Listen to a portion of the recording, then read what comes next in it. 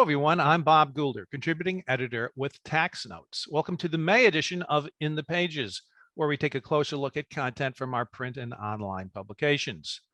Our featured article for the month is called Stanley S Surrey, A Life in Taxes, and it's a preview of the recently published memoirs of this great scholar, perhaps the greatest tax scholar that our nation has ever produced. And it's very exciting that we're able to do this because so many of our readers will be interested in the background, legacy, life, and career of Surrey. We're delighted to have as our guests, the two authors who published this essay. They are Lawrence Zelenak, professor with Duke Law School, and Ajay Mehrotra, executive director of the American Bar Foundation and a professor at Northwestern Law School. Gentlemen, welcome to the program. Thank you, Bob. It's great to be with you. Yeah, thank you, Bob. Looking forward to the conversation. So let's get right into it.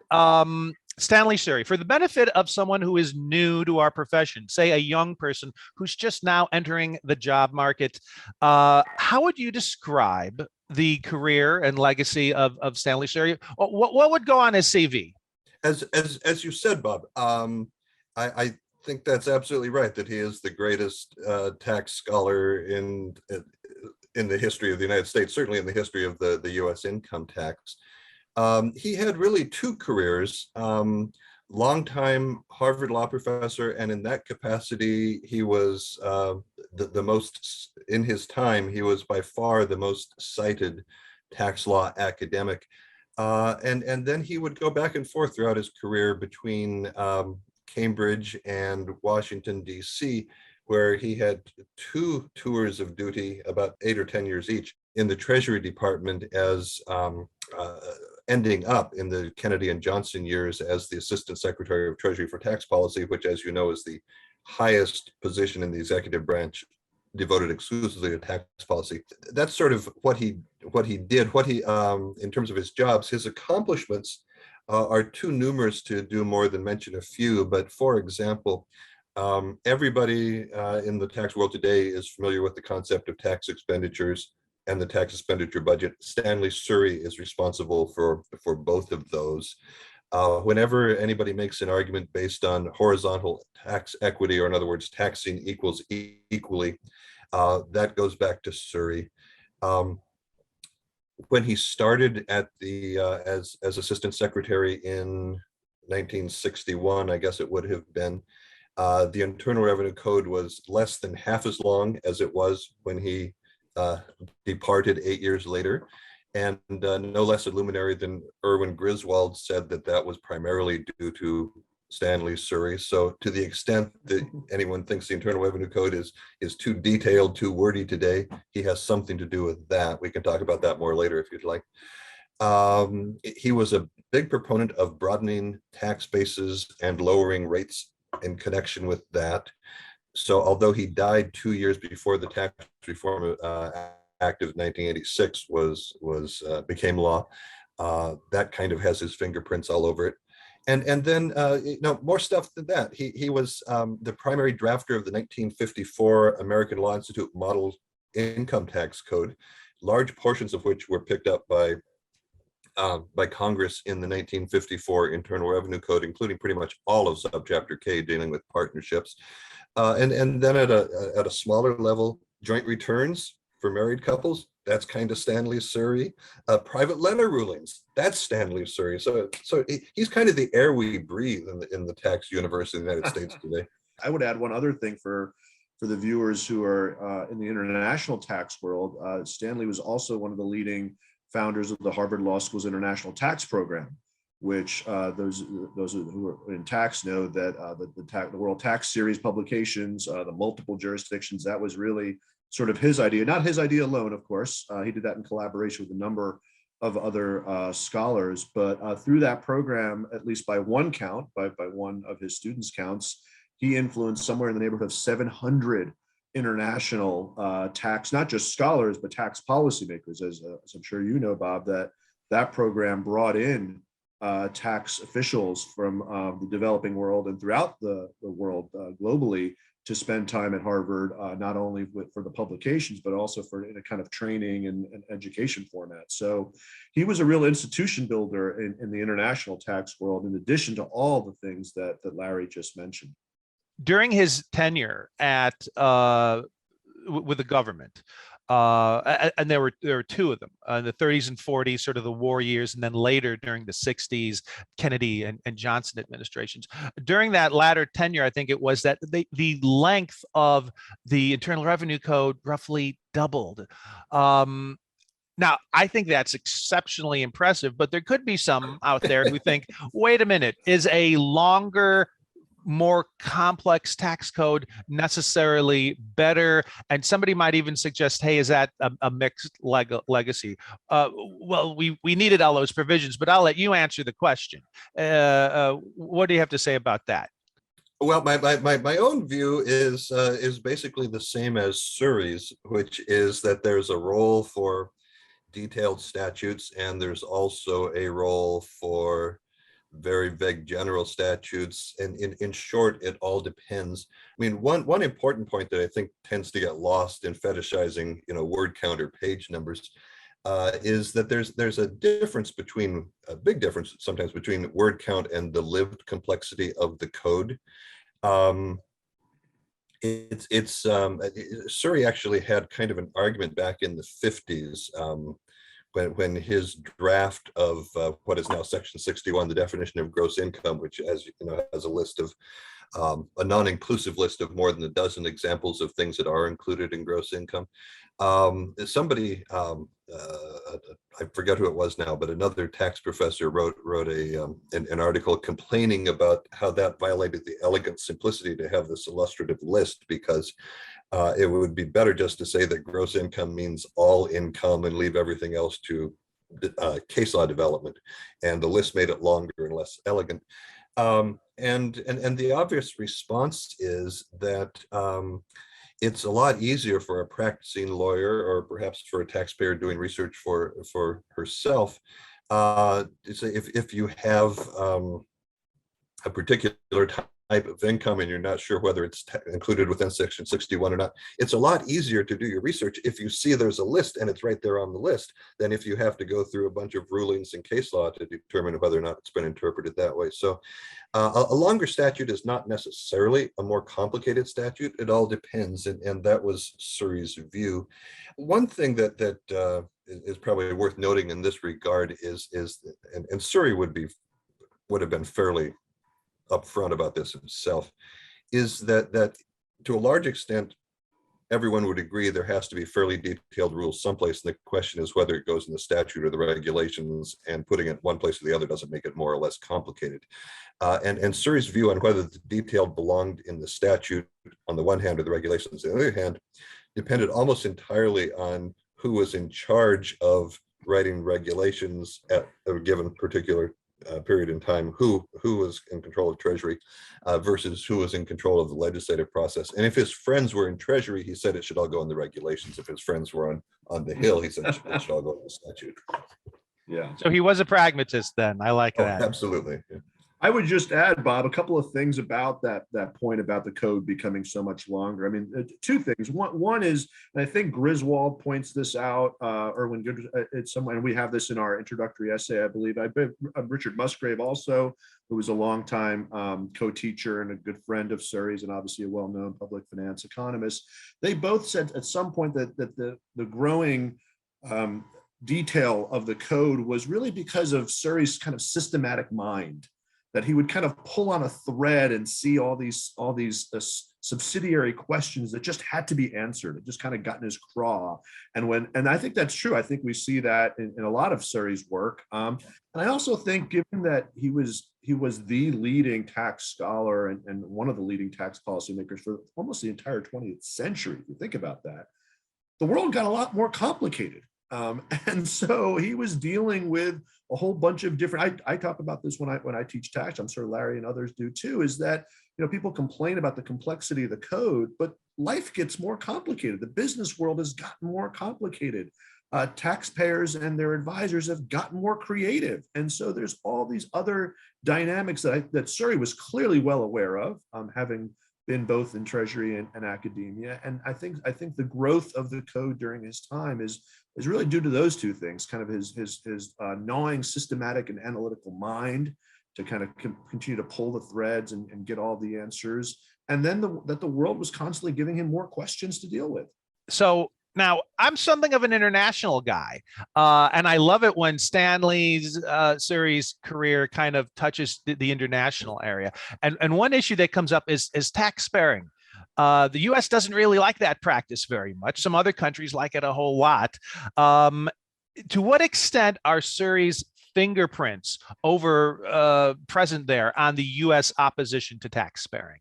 It's a very interesting story, actually, and Larry will help me fill in some of the details. But there's a treaty with Pakistan that kind of has I don't know if it's an unknown provision. Surrey got in trouble when he used to say things like, that lawmakers were duped or didn't know when things were in law. And we can talk more about that in a minute and how that got him in trouble during his confirmation hearings. But there's a provision in, I believe, a treaty with Pakistan in which a sparing provision comes up. And it seems to be the way he described it, sort of unbeknownst to others, what's going on here. And Surrey really takes the lead with his contacts in DC, including his brother, who, by the way, is a Washington, DC lawyer, international trade and other business law lawyer, who he keeps in as part of his network. And he really brings this to the attention of lawmakers and really takes a very strong stand against it. And I think it's fair to say, Larry, right, that it's because of Surrey that it's actually removed. It's actually, I think it's my favorite story in the whole memoirs, because it combines, a lot of intrigue and insights into Surrey's personality with something with a lot of policy substance as well. So for any listeners who aren't already international tax experts, tax sparing is basically when a country, typically some kind of a tax holiday or at least a tax reduction for foreign direct investment, and it says, even though normally we tax income at, pick a number, 20%, we're going to tax this income at only 5% or maybe not tax it at all. And then the question is what effect that has on the foreign corporations, if it's a U.S. multinational, on its U.S. tax liability. And the problem is, under the way the foreign tax credit ordinarily works, any tax that the foreign country decides not to collect wouldn't end up going into the pockets of the U.S. multinational and thereby encourage it to invest, because that would just dollar for dollar decrease the foreign tax credit, and the company would pay the same total tax it would pay without the tax break that it got with the tax break, because the U.S. would basically claw it back by allowing a smaller foreign tax credit accordingly. So the argument for tax sparing was to treat taxes that normally would be collected by the foreign country but were not collected because of the special tax holiday as if they actually had been paid. So you'd get a foreign tax credit for taxes that were not really paid. And it's hard to imagine something that would have bothered Stanley Surrey more than that, a foreign tax credit for taxes not paid. And the other thing that's cool about this, though, is this happened in 1957. When Surrey was a mere private citizen, a mere tax professor at Harvard Law School, in between his stints in government service, where you would think that if tax notes had existed all at that time, he could have written an angry letter to tax notes. But other than that, he would have been kind of unable to influence events. What he did was he used his connection with his brother Walter, whom Ajay mentioned, to get the ear of the Foreign Relations Committee, and they actually had 2 hearings on this subject, all because of Surrey, and as a result, tax sparing didn't happen, and it's only because of Surrey that it didn't happen.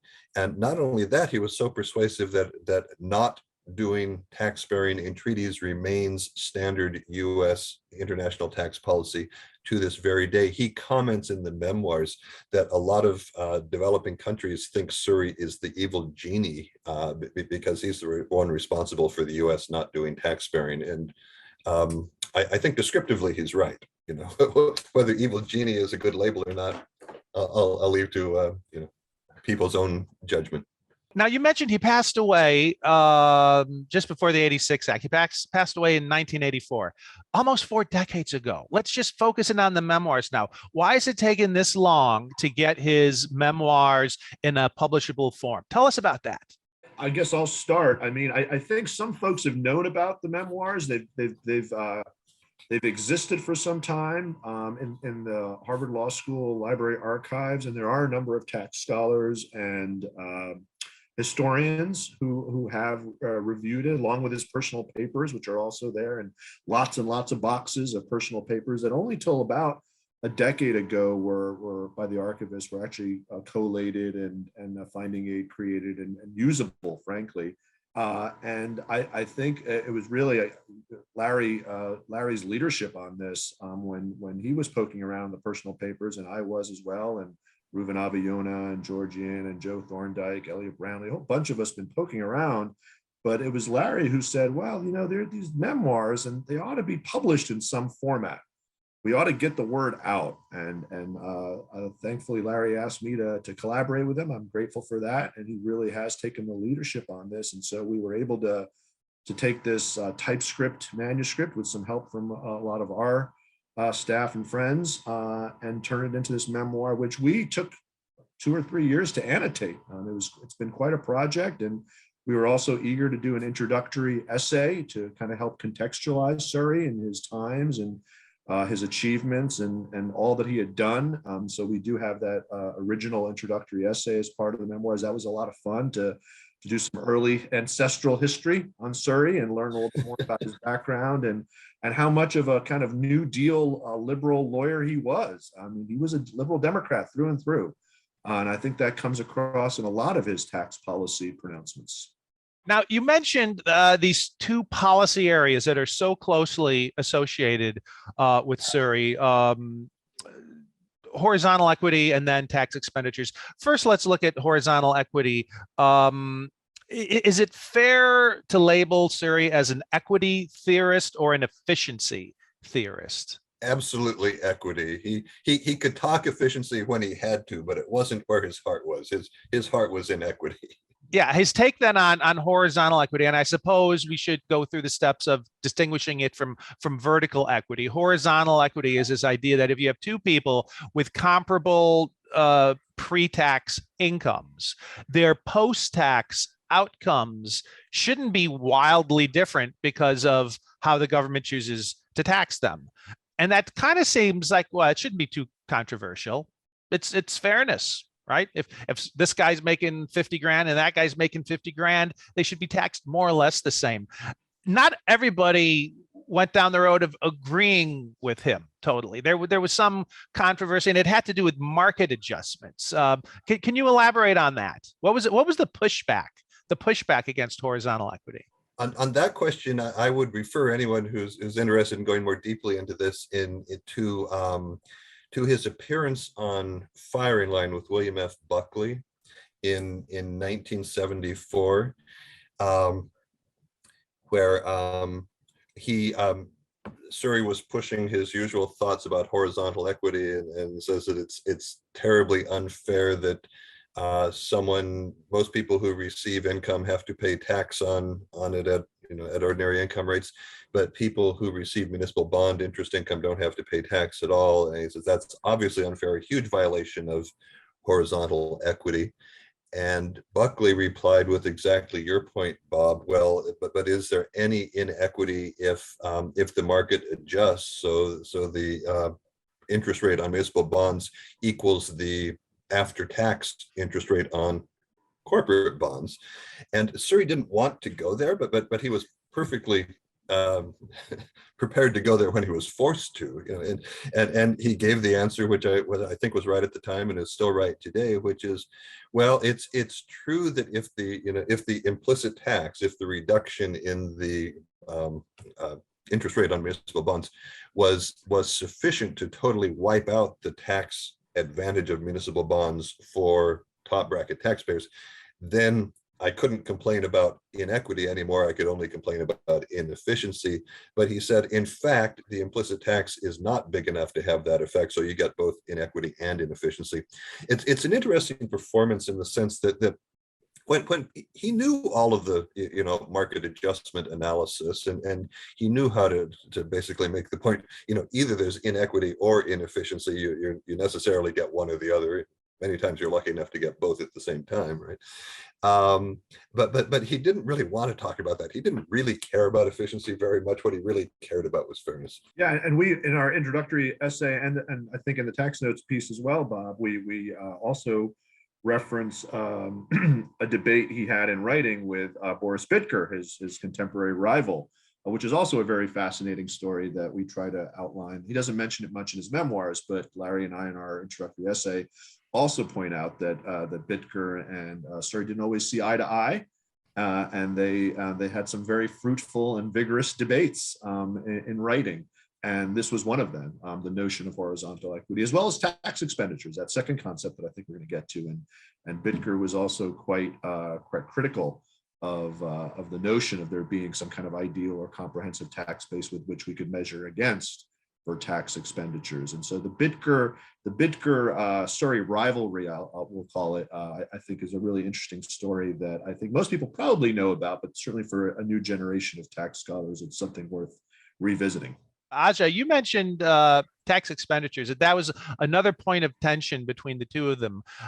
When I found out about that, I was a little bit, I couldn't understand what Bitker was getting at, because when you slow it down, you think about, okay, a tax expenditure. You've got a nominal tax base, a baseline against which things can be compared. And if you have a deviation from this nominal tax base where all income is currently taxed or so forth, any deviation really starts to look like indirect spending, right? And the government can spend money in two ways, right? It can go through the appropriations process, which is somewhat transparent. You have hearings and they say, are we going to spend money over here? Are we going to spend money there? If there's going to be huge spending on farm subsidies, you hear about it. They have hearings, there's publications, there's testimony. But if you have a tax expenditure, and it's quiet and it's hush hush and it's buried in the tax code, and you say, here's where maybe it's an exemption, an exclusion, it could be a deduction, a credit, you name it. Any deviation from this tax base, that's a tax expenditure, and that is economically equivalent to spending. But it's indirect spending, and you can say it's hidden because it's buried in the tax code, but it's an economic subsidy nonetheless. So who could possibly be opposed to a tax expenditure budget or tax expenditure analysis, and taking this discipline and sort of raising it to a scientific level and saying, we as the government tax administrators, we're going to take this very seriously? I think this would be like the greatest feather in Surrey's cap, because it is his idea. He is the tax expenditure guy. And yet there's pushback from Bitker. Explain to me, where's Bitker coming from? Sure. Well, before I get to that, I mean, I think we want to keep in mind that it's, I think, more accurate to call Surrey the popularizer. So I'm not sure. I mean, certainly the intellectual godfather of the tax expenditure budget, without doubt, right? That the institutionalization of what you're talking about, Bob, is all about Surrey. That's just his resiliency and vigilance in DC to make sure that's just part of the process. But as Larry and I point out, there were others who identified this. Walter Blum, and much earlier, a number of German tax scholars had identified this. So in this sense, Surrey really is a popularizer and an institutionalizer of the budget. And where there was pushback from Bitker and others, because it was an idea that had been floating around for some time, is on that first point of yours, the first principle of what is the baseline. Right? If we can't agree to what the baseline is, then we're not going to agree on deviations. And so part of Bitker's argument is really kind of a an early post-structuralist critique of what is a baseline, right? I mean, he's not talking about truth and beauty here, but he's talking about a baseline. And he is saying, well, yeah, sure, Surrey, there are deviations, but your first principle of coming up with an ideal tax base or a comprehensive tax base. And he accused in writing, and we talk about this in our introductory essay, that it was the Haig-Simons notion of economic income that was Surrey's baseline. And Surrey pushed back a little bit on that and said, no, I'm a pragmatist, I'm a realist. I know that there are parts of Haig-Simons that you can't really implement. And his response, I think, was a very good one. It's the response that most pragmatists gave to postmodernist, post-structuralist argument, was that, sure, there may not be a single truth or a single baseline, but if a community of inquirers get together and we agree that this is the best baseline we can come up with, well, we can then calculate deviations, identify deviations, as long as we all agree on what that baseline is. And that's essentially what the retort was from Surrey. And I think it still holds today. I mean, certainly when I teach tax expenditures, that's how I deal with it. I say that this is a baseline that can be debated and is debated. But as long as there's a community of inquirers, a community of scholars and policymakers who agree that this is how we should be measuring the structural base, is what Surrey called it. Very early on, he identified tax expenditures as structural errors, deviations that are not used there to calculate net income, but that are, as you just said, Bob, indirect spending. And his bottom line goal was really, as you point out, bring greater transparency and accountability to the tax policymaking process, and therefore the spending side of the tax policy process. Maybe the two best examples to give you a flavor of their disagreement are unrealized appreciation and imputed income, especially from owner-occupied housing. Surrey didn't treat either of the non-taxation of either of those as a tax expenditure, even though Haig-Simons would say they should both be taxable. And Bicker said basically, why the heck not, and Surrey gave basically the answer that Ajay just gave, which is, well, that's not politically possible. Maybe it's not administratively possible either. And I'm a pragmatist. To my mind, I think the most telling point that Surrey made in his response was that, Bitker's right. That at the border, there's debatable issues as to what is and is not a tax expenditure, but you don't need to resolve those border issues to say that the tax exemption for municipal bond interest income is a tax expenditure, and most of the stuff in the tax expenditure budget is not at the border. The other thing I'd add is, just as a matter of their personalities, Surrey was a great reformer and system builder. And Bitker was a great skeptic and somebody whose natural instinct was to poke holes in other people's arguments. And Surrey wanted to build a structure, and I think a lot of their argument is based on their personalities. So they're coming at this from fundamentally different frames of mind, and I think on the merits they'd actually agree a lot, but they end up disagreeing just because they have, in many respects, because they have different intellectual frameworks. One of the reasons I find it such a fascinating issue and an important issue is because of this whole transparency angle. If you're going to have hidden spending in a revenue raising system, you should have some framework for calling it out. I mean, take Yes. something as basic as, the deduction for home mortgage interest. Right? If the appropriations function said, you know what, we're the federal government, we're going to write a check and we're just going to hand out checks to everybody who owns a home and has a mortgage on it, there'd be an outcry. Why are you subsidizing this people? But, you have this deduction, which is an economic subsidy for a certain type of people who meet these conditions, right? And take the itemized deduction.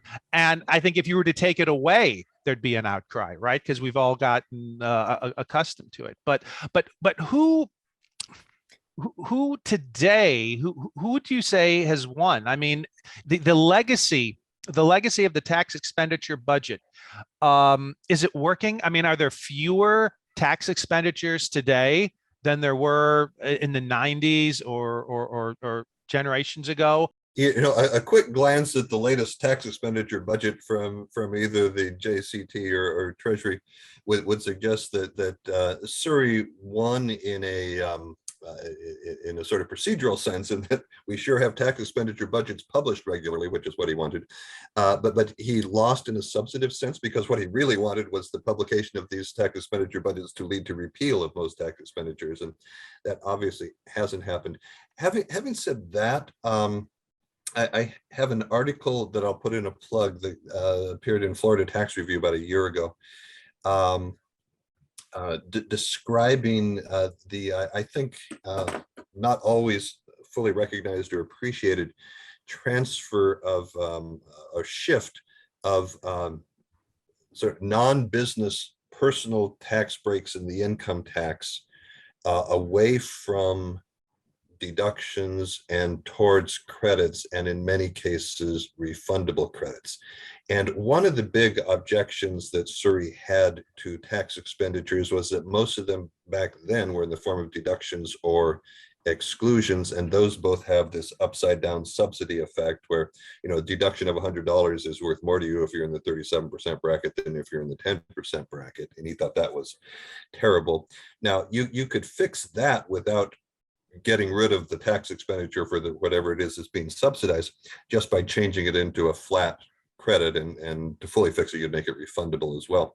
And it's been kind of striking that in the last 4 decades since Surrey popularized this concept, the itemized deductions have dwindled in economic significance, and credits, and especially refundable credits, have grown to the point where now refundable credits, or credits in general, personal credits, are a substantially larger tax expenditure than all of the itemized deductions. And I think Surrey deserves posthumous credit for that. Every time since about 1980, when Congress has decided to introduce a new tax expenditure for non-business purposes, it has chosen to put it in the form of a credit rather than a deduction, and I think that's Surrey's doing. So it's a split decision in my view. I would just add, I think Larry's absolutely right. What I found very interesting in the memoir, and we tried to highlight this in our introductory essay as well, is that Surrey was, despite being against tax expenditures generally, right, for the reasons you suggested, Bob, greater transparency, greater accountability, and then therefore repeal of things like oil and gas depletion allowances, which he really hated. And it got him into some trouble, I think, with Congress at one point. But he also, when he's in the Kennedy-Johnson administration, he's actually the author of the investment tax credit. And you kind of scratch your head and go, well, wait a minute, that's a tax expenditure. What's he doing? And it's to Larry's point about Surrey being such a kind of political realist and pragmatist. What he saw in front of him was going to be new forms of accelerated deductions.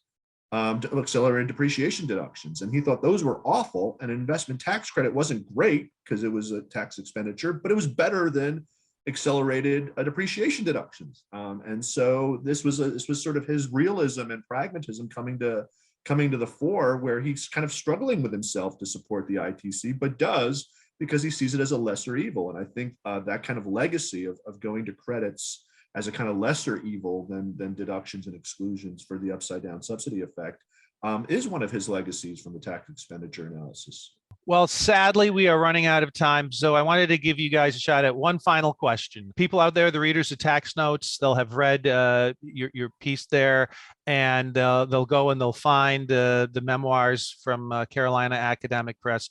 Any surprises in there? Any little gems, any hidden surprises that they might look forward to? Any teasers of other things they can learn from the Surrey memoirs? Well, I found it really interesting to get some sense of Surrey as a person. And the most striking thing from that perspective is how he seems to have been absolutely all tax all the time. And that he barely mentions that he has a personal life. His wife is mentioned only twice in the memoirs, neither time by name. And both times, actually, it's a story about how he disregarded her or her wishes in a particular situation. His son is never mentioned at all. And as far as one can tell from the memoirs, the only thing he did other than, sleeping, eating, and breathing tax all the time was he did every summer to go sailing in New England and Canada.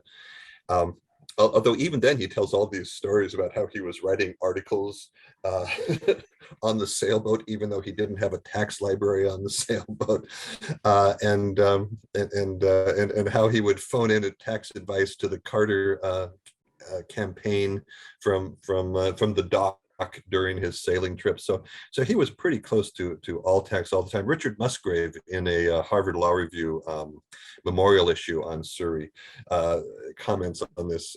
He says, I must have spent hundreds of hours with Surrey over the decades, and I don't remember ever having a substantial conversation with him about anything except tax.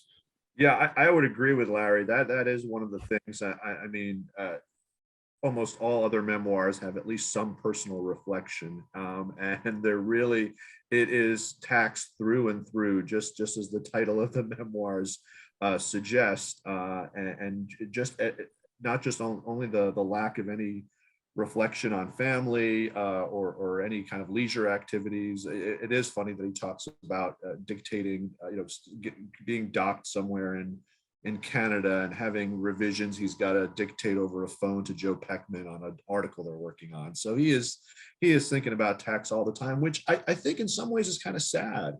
I think that is the memoir, and one way to read that is that he really, he was truly dedicated to tax and making a better tax system. But it seems like there were so many other things that were missing, that he kind of missed opportunities that he might have had, not just in his memoir, but maybe his life. When you talk to scholars who knew him, like the Musgrave reflection, just about everybody I've talked to that ever met him said, yeah, that's all Stanley ever talked about. I don't remember anything else, which is, I think cuts two ways. Yeah, for sure. All taxes all the time does have its limitations, but I'm not going to complain about it. But there you have it, gentlemen. Thank you so much for joining us.